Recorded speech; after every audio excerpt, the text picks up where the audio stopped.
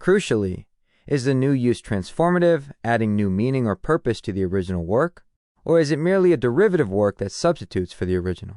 Transformative use is more likely to be considered fair. The second factor examines the nature of the copyrighted work itself. Is the original work factual or creative? Is it published or unpublished? Using a factual work is generally more likely to be considered fair use than using a highly creative work, as the scope of copyright protection is often narrower for factual works. Similarly, the use of unpublished works is often viewed with greater scrutiny, as the creator has not yet had the opportunity to control the first public release of their work. The amount and substantiality of the portion used is the third factor.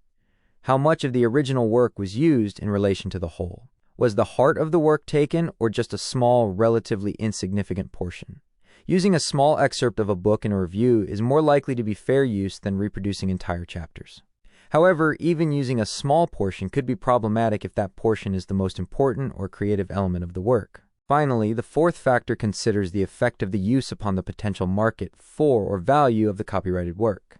Does the unauthorized use harm the market for the original work or its derivatives?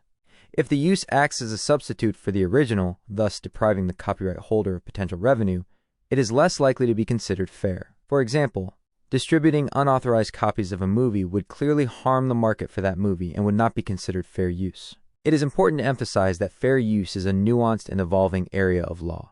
The four factors are not applied mechanically, but rather are weighed and balanced in light of the specific circumstances of each case.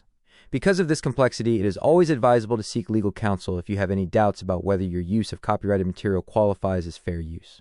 While the doctrine of fair use provides essential breathing room within copyright law, navigating its intricacies requires careful consideration and a thorough understanding of the relevant legal principles.